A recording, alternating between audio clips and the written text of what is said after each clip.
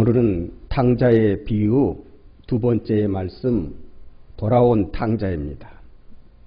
성경을 재미있고 효과적으로 읽는 데에는 두 가지의 방법이 있습니다.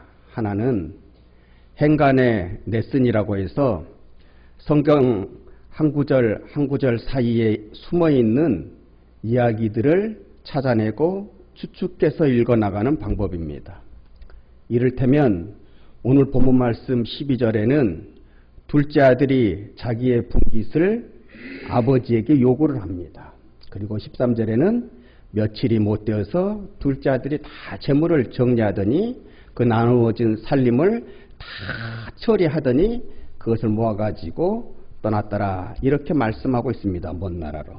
그러면 이 두 절 사이에는 며칠이라는 기간이 발생을 하고 성경에는 더 이상 언급되어 있지 않지만은 이 기간 동안에는 대체적으로 탕자에게 무슨 일이 벌어졌을 것이라고 하는 것을 우리가 상상할 수가, 추측할 수가 있는 것입니다.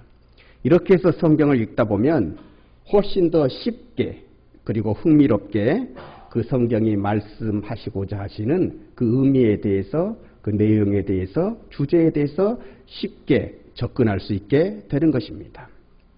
다른 하나는 고정관념, 내가 성경에 가지고 있는 고정관념을 다 이 순간은 내려버리고 성경을 읽는 방법입니다.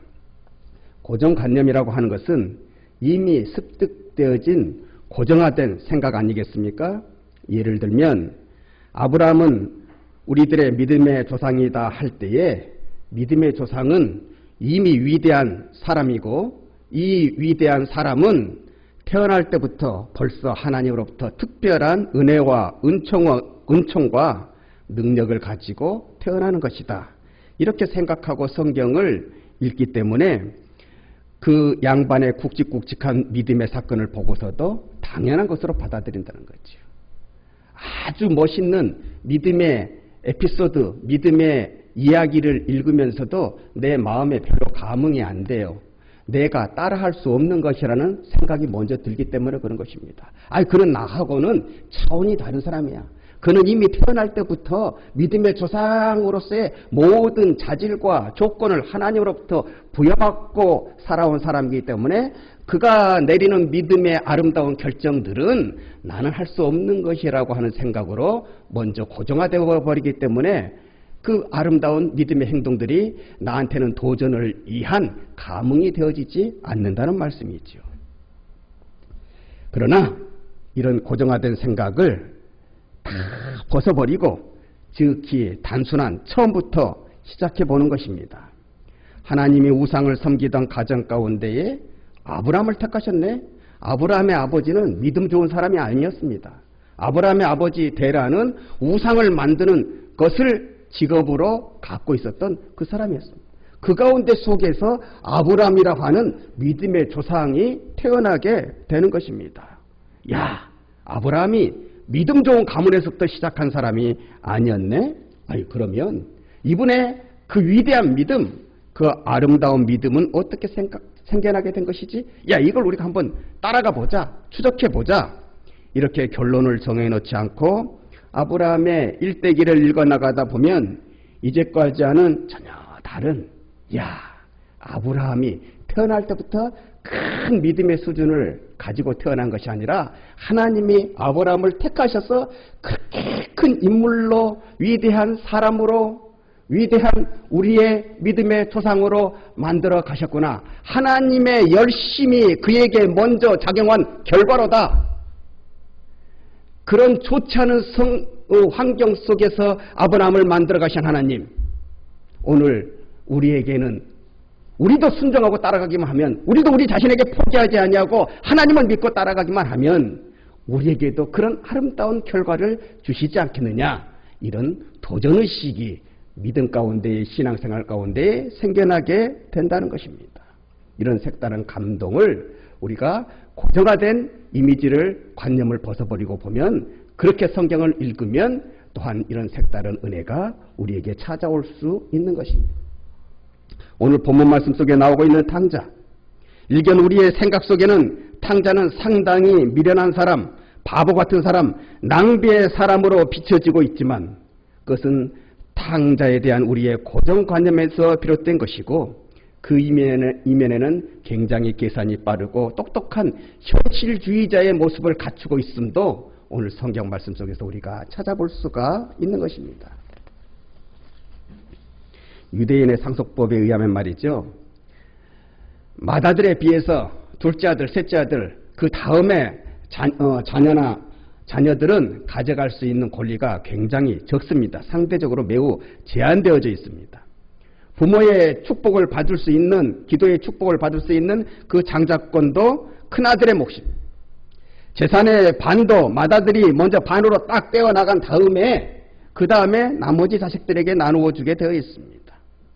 맏아들의 입장에서야만 보면 이 법이 더할 나위도 없이 좋은 법이겠지만은 둘째 아들의 입장에서 보면 이만큼 불공평한 법도 없습니다.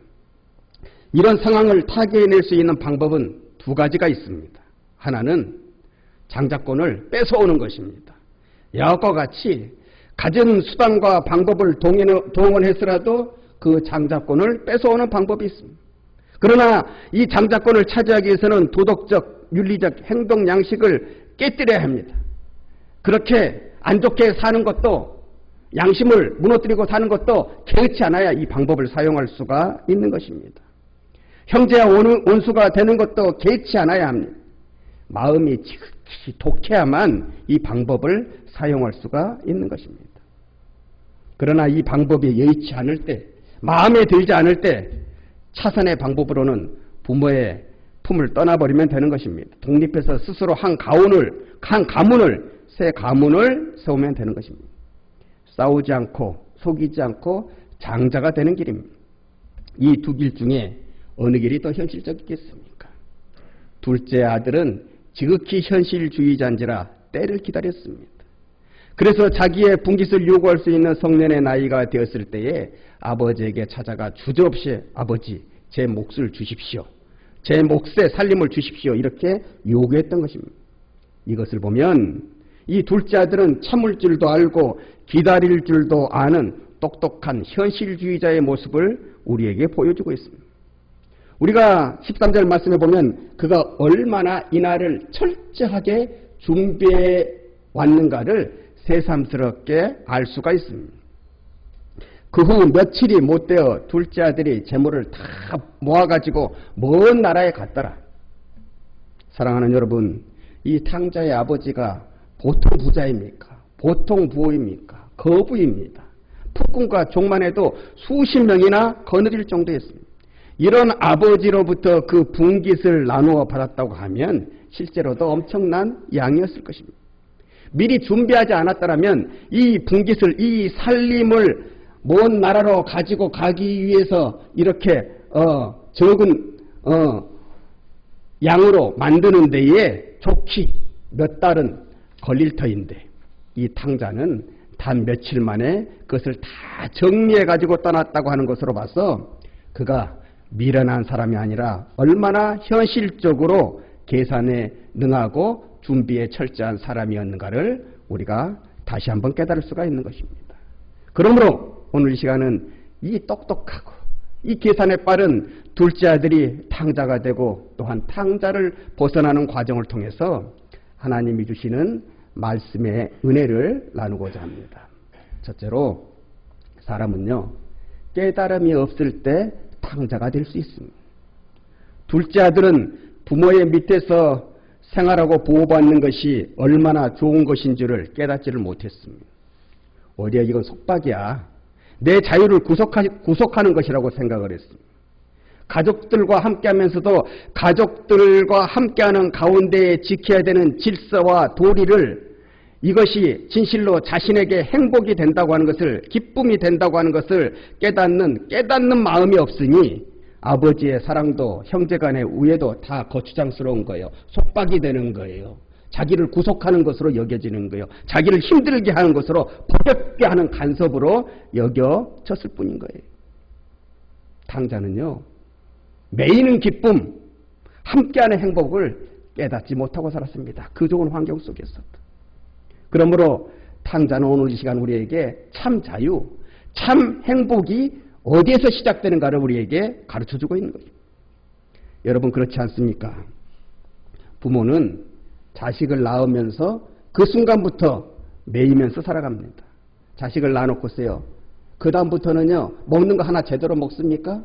자식 때문에요. 또 키워가면서 제때의 부모는 자기의 말란 것 먹지도 못하면서 그 자식을 먹이기 위하여서 자기가 희생하며 살아가는 것입니다. 먹는 것뿐입니까? 시간도 제한을 받습니다. 자식을 한번 이렇게 탁 낳고 키워놓을 때 보면은요. 어릴 때는 손이 더 많이 갑니다. 어릴 때는 더 바짝바짝 부쩍부쩍 자라서 그런지요. 먹는 것도 새끼 갖고는 안 돼요. 수시로 때때로 부모는 잠 깨다가 일어나서도 젖을 먹여야 되는 거예요. 그런데 말이죠. 부모가 자식을 키워가면서 그것을 속박이라고 생각합니까? 그것을 이 아이가 나를 간섭하는 것이구나 그렇게 생각을 하지 않습니까? 그것을 기쁨으로 생각합니다. 행복으로 여기기에 그 불편함을 감수하면서 사는 것입니다. 이 기쁨, 이 행복을 아는 부부는 애가 없는 경우에는 어떻게까지도 합니까? 시험관 아기라도 낳는 거예요.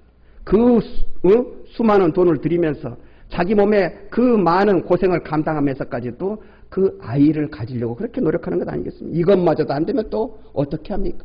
입양을 하기까지도 하는 것 아니겠습니까? 매이는 기쁨, 구속되는 기쁨을 누리려 하는 마음이 있기에, 그런 깨달음이 있기에 그러는 것입니다. 여러분과 저를 가장 행복한 사람이라고 말할 수 있는 것도 바로 여기에 있습니다. 우리가 하나님께 묶였기 때문에 그렇습니다. 하나님께 묶여있기 때문에 비록 시간과 공간적으로 제한을 받을 수밖에 없잖아요. 주의를 지키려면 어디 멀리 오랜 시간 놀러 갈 수도 없잖아요. 그럼에도 우리가 행복한 건, 행복하다고 말할 수 있는 것은 이 묶임 안에서 우리의 죽음 이후의 시간이, 아니 이 세상의 삶까지도 하나님의 인도하심과 보호하심에 있다는 이 진리를 깨닫고 있기 때문에 그런 것 아니겠습니까? 이 깨달음이 없는 자는요, 아무리 세상적인 모습이, 보여주는 모습이 세련되어 있다고 할지라도, 아무리 큰 힘을 가지고 있다고 할지라도, 아무리 많은 물질을 가지고 있더라도, 아무데도 아프지 않는 건강함을 가지고 있다고 할지라도, 이 깨달음이 없는 사람은 인생의 끄트머리에 가서는 불행을 느낄 수밖에 없고 공허함을 느낄 수밖에 없는 것입니다. 둘째로, 탕자는 회개의 중요성을 우리에게 알려줍니다. 오늘 본문 말씀은 수많은 설교가와 주석가들에게 굉장히 인기 있는 본문의 말씀입니다. 이 말씀들을 해석하고 설교하면서 탕자처럼 행동하지 말아야 될 것을 교훈하지만 저는 오늘 이 탕자를 통해서도 우리가 한 가지 배워야 될 것은 있다고 생각을 합니다. 이 탕자도 한 가지 잘한 게 있습니다. 자기가 깨달았을 때 그 깨달음을 실천으로 옮겼습니다. 그것이 회개로 나타나는 것입니다. 회개는요, 단순히 후회한다고 하는 말이 아닙니다. 후회는 마음으로만 해도 되는 것이지만 회개는 마음으로만 돌이키는 것이 아니에요. 회개는 마음으로 돌이키는 것과 동시에 자신의 행동, 자신의 모습까지도 완전히 돌이키는 것입니다. 변화를 주는 것입니다. 눈에 보이는 돌이킴, 바로 그것이 회개입니다. 오늘 탕자를 보십시오. 탕자는 후회한 다음에 모습으로, 행동으로 돌이켰습니다. 탕자가 다시 집으로 돌아온다고 하는 것, 어디 우리가 이렇게 쉽게 얘기하는 것처럼 정말 쉬운 것이겠습니까? 그렇지 않습니다. 면목이 없습니다. 송구스럽습니다. 보통 잘못을 저질렀습니다. 스스로 한 행동을 생각하면 도저히 민망해서 아버지를 만날 수가 없는 거예요. 가족을 볼 수가 없는 거예요. 어디 그것뿐인가요? 형님은 또 다르잖아요. 부모하고 형제는 또 다른 것입니다. 그 형님 낯을 어떻게 볼 것입니까? 한 치 건너 두 치라고 부모 사랑이랑 형제 사랑이랑은 또 다르지 않습니까? 이런 것 저런 것 생각하면 도저히 집으로 돌아올 수 없는 마음이 탕자의 마음입니다. 그러나 이 모든 것을 다 내려놓고, 자존심을 끝까지 다 내려놓고 이렇게 부모에게로 돌아오는 것입니다. 용서를 구하는 마음으로 돌아오는 것입니다. 이것이 탕자에게 있어서 멋지다는 것입니다. 다른 것은 다 멋지지 않습니다. 다 안 좋습니다. 다 비판할 거리지만 딱 한 가지 칭찬할 수 있는 것, 자신의 잘못을 깨달았을 때에는 회개하고 돌아오는 멋지게 돌이키는 행동의 모습이 있다는 것 아니겠습니까? 21절에 아들이 가로되 아버지여 내가 하늘과 아버지께 제의를 얻었사오니 지금부터는 아버지의 아들이라 일컬음을 감당하지 못하겠나이다. 그러니 나를 아버지의 집으로 들이실 때에는 나를 아들의 지위가 아니라 품꾼의 하나로 받아주시옵소서. 사랑하는 여러분, 우리의 운명을 변화시키는 가장 큰 신앙적 행위가 있다면 그것은 회개입니다. 사람에 따라서 회개를 진부한 신앙의 단어로 현대의 설교에서는 현대 크리스찬들이 이 회개라고 하는 단어 너무나 싫어하기 때문에 사용하지 않아야 교회가 부흥할 수 있다고 하는 말로서, 버리라고 하는 말로서 사용되어지는 이 회개이지만은 여러분, 우리 신앙생활에 있어서 이 회개만큼 중요한 단어는 없습니다. 가만 생각해 보십시오. 성경 안에서도 기독교 역사 안에서도 크게 쓰임받은 인물은 다 회개 잘한 사람들이었습니다. 우리는 회개를 잘하는 사람이 되어야 됩니다. 하나님이 우리에게 은혜 주셔서 우리에게 고쳐야 될 것들을 다 고치다 보면 어느덧 믿음 안에서 멋지게 인물된 나를 반드시 회개하는 은혜 안에서 만나게 될 것입니다. 셋째로 돌아온 탕자는 변화된 인생을 보여줍니다. 하나는 외면적인 변화가 있습니다. 겉으로 변한 게 있습니다. 잔치의 주인공이 되어졌습니다. 탕자가 아버지가 집에 돌아오고자 하면서 아버지의 집에 돌아오고자 하면서 기대했던 것은요, 그냥 품꾼의 하나로만 들어가도 좋겠다고 생각했어요. 그런데 집에 돌아왔을 때 기대 이상의 변화가 자기에게 주어졌습니다. 품꾼의 하나가 아니라 다시 아들의 지위를 회복한 것 아니겠습니까? 다른 하나는 내면적인 변화입니다. 탕자가 180도 다른 사람이 된 것입니다. 집을 나가기 전에는 한마디로 불효자였습니다. 그러나 탕자가 고난을 겪고 회개한 후에는 지극히 겸손한 사람이 되었습니다. 성경 안에 다 언급되어 있지 않지만은 둘째 아들이 탕자의 고난을 겪고 집으로 돌아온 후에는 저는 전에 없는 효자가 되었을 거라고 생각을 합니다. 여러분, 효자가 된다고 하는 것, 별스러운 것, 어려운 것이라고 생각하지 마세요. 부모와 마음이 통하면 되는 거예요. 부모의 마음을 알아주면 되는 거예요. 돌아온 탕자는 이제 아버지의 마음을 읽는 자가 되었습니다. 아버지의 마음과 통하는 자가 되었습니다. 집을 나가기 전에는 아버지가 주시는, 부모가 주시는 간섭이나 사랑이나 그런 관심이 간섭이요 속박이라고 생각을 했습니다마는, 그러나 이제는 부모가 자기에게 가지는 간섭이나 자기에게 가지는 그 관심이 이제는 사랑이라고 하는 것을 깨닫게 되었습니다. 이제는 그 아버지의 관심에 매이고 묶이는 것이 행복이라고 하는 것을 깨닫습니다. 어떤 탐험가가 아프리카를 여행하는 도중에 몇 마리 희귀한 새를 얻었습니다. 그래서 내가 이 새들을 가지고 본국에 돌아가리라 생각하고 배를 타고 기국에 오르게 됩니다. 이제 망망한 대해를 건너오는 중에 예기치 않은 문제가 발생하였습니다. 이 새들 중에 하나가 새장 속의 생활에 적응을 하지 못하는 것입니다. 그래서 새장을 부리로 찢고 발톱으로 핥히고 날개를 푸드덕 거리는 와중에 어떻게 새장의 문이 열렸습니다. 그때 나머지 새들까지도 이게 웬 자유냐 하면서 모두 다 바라이 푸른 하늘 창공 속으로 도망치고 말았습니다. 이 탐험가는 날아가 버린 새들 때문에 적장이 속이 상했습니다. 그런데 이게 웬일입니까? 몇 시간 후에 그렇게 하늘 높은 줄 모르고 날아갔던 새들이 다 돌아온 것입니다. 날개에 힘이 쭉 빠져서 그냥 그 가판위에 푹 쓰러지는 것입니다. 그 새들은 자유를 찾아서 망망대해 위를 날아다녔지만은 거기에는 자기들이 발붙일 곳도 쉴 곳도 없었습니다. 급기야는 이러다가 우리가 다 물고기의 밥이 될까 싶어 죽을 힘을 다해서 자기가 도망쳤던 그 배 위로 다시 찾아든 것입니다. 그들이 다시 찾아온 이 배의 새장이라고 하는 것이 실제로는 자기들을 가둬놓은 감옥이 아니라 이 망망대해를 죽지 않고 유일하게 건널 수 있는 구원의 장소요 안식처였다는 것을 깨달은 것이지. 사랑하는 여러분, 우리는 그리스도인입니다. 그리스도인이라고 하는 말은 그리스도 예수께 속했다라고 하는 뜻입니다. 곧 묶였다는 뜻입니다. 곧 다른 데 매인 것이 아니라 예수님께 매였다는 말입니다. 모를 때에는 이 매임이 속박이요 몽해라 생각하겠지만은 깨달았을 때에는 인생이라는 바다를 성공적으로 지나게 하는 구원줄이요 생명줄임을 알고 감사하게 되는 것입니다.